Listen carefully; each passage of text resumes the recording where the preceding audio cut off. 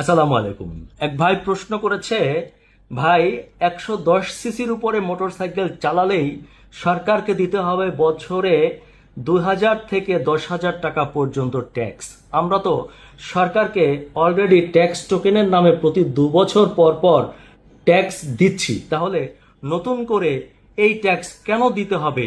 আমাদের অপরাধ কি? অপরাধ কি মানে? অপরাধ বুঝতে পারছেন না? আপনার প্রথম অপরাধ হয়েছে এই দেশে জন্ম নেওয়া, আর দ্বিতীয় অপরাধ হয়েছে আপনার মোটরসাইকেল কেনা। আপনি মোটরসাইকেল কিনছেন কেন?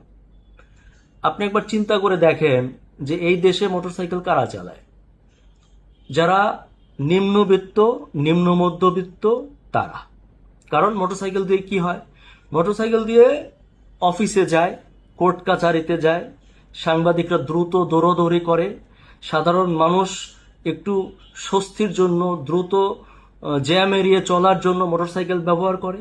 এছাড়া যারা রাইড শেয়ারিং করে, উবার পাঠাও, তারা দুটো পয়সা উপার্জন করে সংসার চালানোর জন্য।